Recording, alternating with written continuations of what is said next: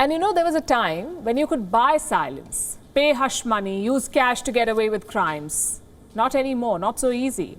Today, the world is willing to put people over profit, conscience over cash, at least some of us are. I will stick to the case in point, the curious case of Chinese tennis star Peng Shuai. She's 35 years old and she has vanished. Just like Chinese star Fan Bingbing had vanished. Just like the Wuhan doctor Li Wenliang had vanished. Just like the Interpol chief Meng Hongwei had vanished. Just like the Alibaba founder Jack Ma had vanished. Just like every person who offends China vanishes. Peng had dared to speak up. She raised a voice against Beijing's top brass. She named names, and now she is nowhere to be seen. No photos, no videos, no communication. China thinks it will get away with it, fabricate an email and sports wash the case. How? By hosting some games, bribing some big names and buying their silence. Basically, China thinks it will use its cash to end the conversation around Peng Shuai. I have bad news for them. China's checks won't be able to bail Beijing anymore. We told you how the Women's Tennis Association has given an ultimatum to China. Let me now show you just how much it is ready to risk, how much is at stake. China is an important business partner of the WTA. It hosted 9 tournaments in 2019. The total prize money on offer was $30.4 million. The WTA has numerous tournaments lined up in China between 2022 and 2030, basically the next 8 years. And there are 10 events scheduled in 2022 alone. 10 events. They're worth tens of millions of dollars. The WTA has already signed a deal with Chinese streaming platform for $120 million. That's a lot of money. And that's the kind of money the WTA is ready to risk. It is prepared to pull its tournaments out of China, incur losses for lives if it comes to that. The association knows it is caught in a crossroads. But as the WTA chief Steve Simon said, the case of Peng Shuai is bigger than the business. And he couldn't be more right. Another tennis association, the PTPA, or the Professional Tennis Players Association, has said that players must be prepared to take action if Peng's safety cannot be confirmed. The good news is, players already are.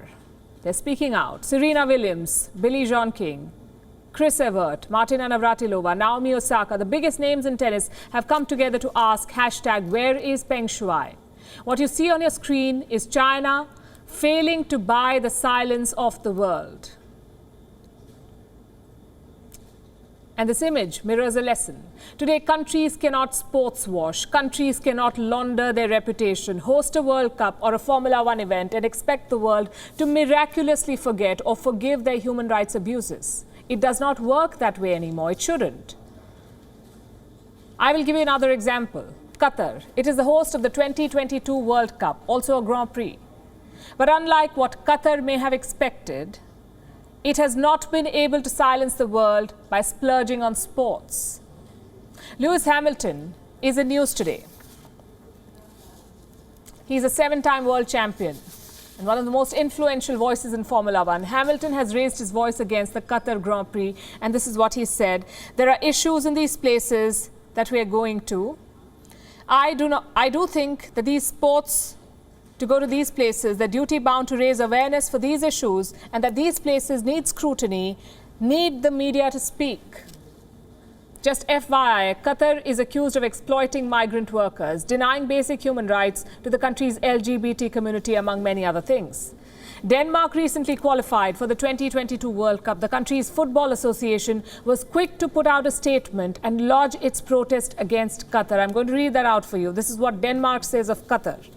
The DBU said its 2 training kit sponsors would make way for messages critical of Qatar, which is hosting next year's tournament, and that it would minimize the number of trips to the country to avoid commercial activities that promote the World Cup hosts' events.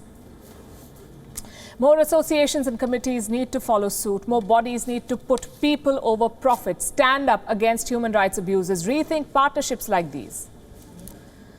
By the way, Where is the International Olympics Committee? Where is the IOC President, Thomas Bach? Why is he not threatening to cancel the Beijing Winter Olympics? The IOC says Olympic athletes are part of a family. And by that logic, one of their family members has gone missing. Shouldn't it have created a ruckus? The IOC says, once an Olympian, always an Olympian. Peng Shuai participated in the Olympics thrice, and now she is missing. Does the IOC care? The WTA is threatening to pull its tournaments out of China. What is stopping the IOC from cancelling the upcoming Beijing Olympics too? China is hiding Peng Shuai. It has blocked her accounts, blocked her from the rest of the world. China has imprisoned millions of men, women and children in Xinjiang. This is a rogue country. It is guilty of genocide. The IOC must show some guts and pull out of the genocide games.